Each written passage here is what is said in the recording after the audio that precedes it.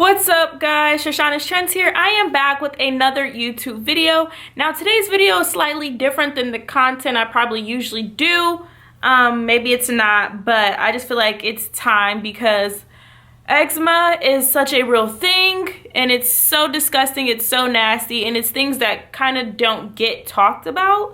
So I just wanted to share with you guys my eczema story and how I'm curing it. So before we get into the video, make sure you do what? Make sure you like, subscribe, make sure you tell your friends to tell their friends so we can be friends and everyone join in on the videos. Comment below if you have any questions, any recommendations, or any things you want me to do or talk about, and let's start the video. That's me. Come closer. We don't got time for long talk. Bend your back and your spine like that. We love it when you whine like that. So come dance with me. Come closer. Wind up your body, baby, don't stop. Like a coaster, put your wine on top. We love it when you whine like that. So I just want to say I never really had a major problem with eczema. I know, or eczema, however you want to say it. I know when I was younger I would eat cheese, like American sliced cheese, and I would get like a slight little rash behind my knee or like in the back of my leg and like the crease, and then I would get small little rashes kind of like in my inner arm, but it was never anything like major. I would scratch it maybe a day and a half and it'll go away. Now I take that back. The back of my leg did used to get bad, but I never thought anything of it. I just stopped eating cheese sometimes. I was only like 6 or 7. It went away. Okay, perfect. So then 2 years ago, living in my own apartment, I remember having this weird scratch on my finger, and I'm like, okay, that's weird. I ignored it. Then I would scratch a little bit and I showed my mom. I was like, Mom, what is going on with my finger? She was like, I don't know, but keep it away from me. You know, families, ew, what's that? Oh my God.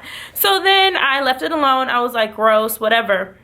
So then fast forward a year later, I moved from that environment, and then I moved back home to my mom's. You guys know the story.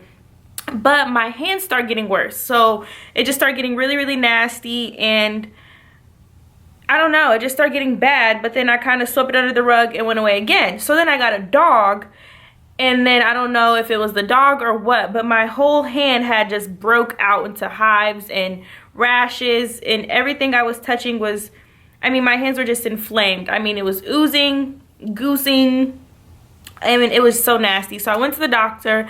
They gave me a cream. It was almost like a hydrocortisone cream type of thing. I rubbed it on, but it literally did nothing. Like, it didn't make it worse. It just did nothing. The only thing that I would find relief on was holding ice cubes. So I would hold ice cubes, and that would take the pain away, but my hands would crack. My fingertips were so thin, and everything just became a blur. Like, I was just crying, like, oh my gosh, what can I do?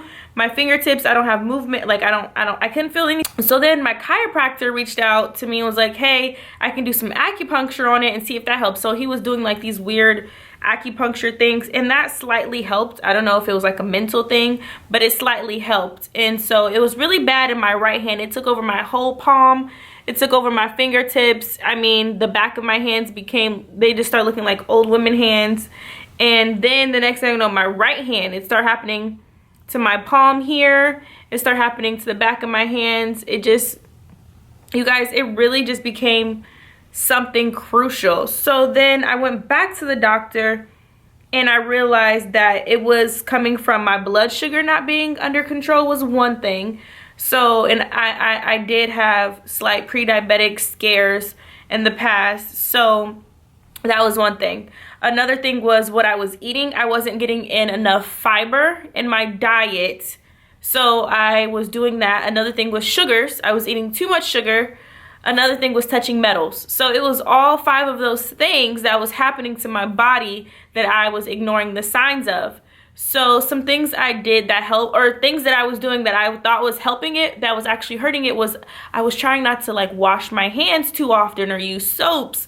So certain soaps and fragrances I would stay away from, which is great, but we get so scared when we have these skin conditions that we almost don't want to wash our hands at all, or we don't use soap, we just use water. Like Google says, all these different blogs say, avoid soap, just use water. So I was wearing like plastic gloves on my hands while I was getting in the shower, and putting rubber bands around them to make sure no water or hot water at all got to them, which hot water did make it worse because you're stripping your skin of its natural oils. So I would try to use cold water for everything. Still to this day I use cold water. But when I went to the doctor, and I went to the doctor again, this time it was a different lady. She was like, no, it's a lot of fungus in your hand, going on in your hands. She was like, are you not washing them regularly or thoroughly? I was like, yeah, I'm washing them. She was like, are you using soap? I was like, well, I'm using like light soap to hardly no soap. And she was like, no. She was like, the thing that's gonna get it better is scrubbing those hands. So she was right. I would start scrubbing my hands. I went and picked up an African black soap for eczema and psoriasis, you guys. Works wonders, works wonders, works wonders, work wonders, works wonders, works wonders.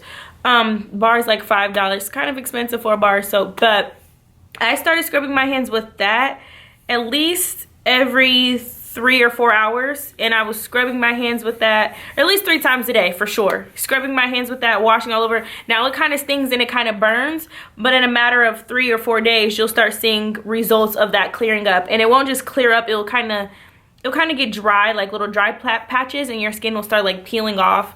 I don't know, it's weird. But I started doing that. Another thing I started doing was using regular lotion. I stopped trying to use lotion, and I started doing like coconut oil and stuff like that. While that's great for hydrating your skin, it's not great for healing a rash. So you need something thicker. So I started using regular lotion, just regular lotion, no strong scent.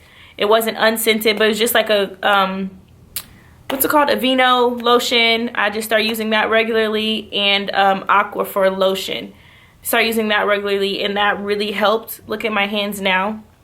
I mean, it's still not perfect, and I kind of know how to catch it from stopping it from being so bad. The doctor also prescribed me an antifungal medication.